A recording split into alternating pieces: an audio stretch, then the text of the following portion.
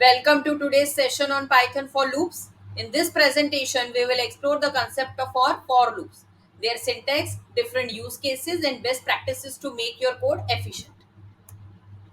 So, introduction to for loops. A for loop is used to iterate over a sequence like list, tuples, or strings.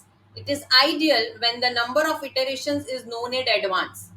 So, by the end of this session, you will be comfortable using for loops in various scenarios. Okay. So basic syntax for loop. Now this slide shows the basic syntax of for loop in Python. We here you can see over here. For I in range 5.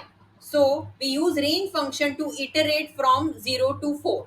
That is 5 means 0 to 4. Now understanding this fundamental structure is key to using loops effectively. So then we are trying to print I and then you can see the output over here. It will go from 0, 1, 2, 3 and 4.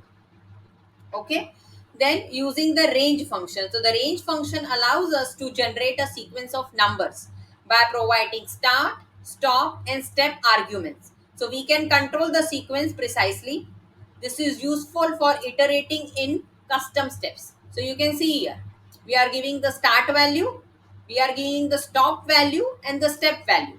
So it will starting with 1, step value means 2. So we are giving 2 over here. So after 1 it is printing 3. Why 3? Because it is giving a jump of 2. Then 5, then 7, then 9. It is stopping at 9 because the end value is 10. Otherwise it will print 11, 13 and so on. Okay. Now loop control statements. They alter the flow of loops. Okay, so inside this you have different options. First is break statement. It terminates a loop early. Okay, if you want to break it in between. Then comes your continue. It skips the current iteration. Okay, then comes else. It executes if the loop completes without encountering a break. Okay, then using break in for loop. So in this example, when the value of I reaches 3, the loop stops executing. Okay, this is useful when searching for a specific value in a data set and stopping one if it is found. So you can see here you have a break value. Okay, so you can see we have given range 5. So it should ideally print from 0 to 4, right? But here if I is equal to 3, what it will do, it will break. Yeah, so here 0 1 2, and the moment it reaches 3 it will equal to 3, it will break, it will not go further. Okay, now here using the continue statement. So what is the job of continue statement? You can see here in the syntax you are writing if I is equal to 2, continue. Yeah, so what it will do, the continue statement skips the rest of the current iterations and move to the next one. Okay, so this is helpful when the filtering out unwanted values while iterating.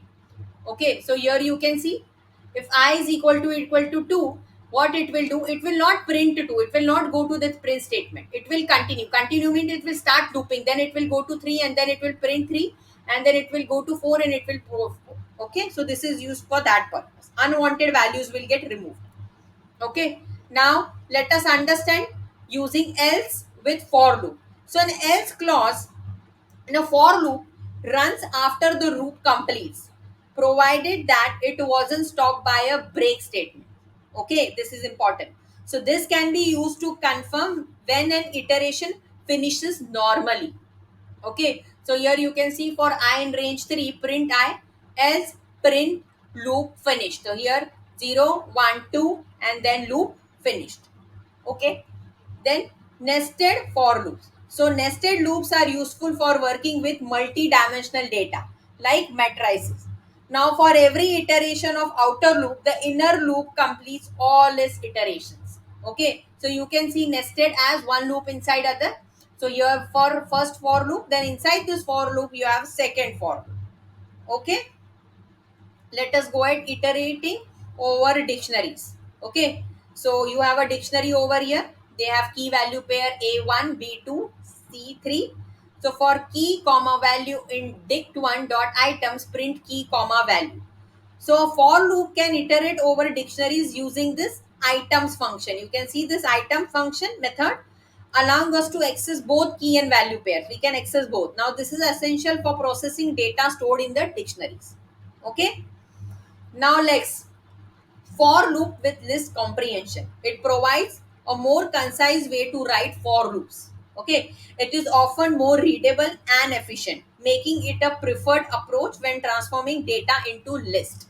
So you can see over here, squares equal to x exponential 2 for x in range 5, and then print square, so it will print the value of this.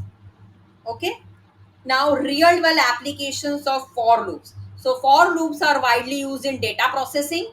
They are using automation, web scraping, and even machine learning. Now mastering for loops is crucial for any Python program. Okay, now what are the common mistakes and best practices?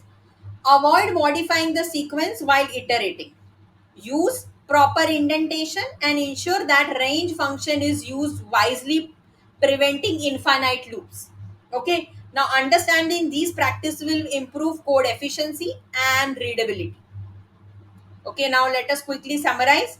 We explored the syntax and the usage of for loops. We learned about range function, loop control statement, nested loops, and list comprehensions. Applying these concepts will help us to write better Python code. Okay.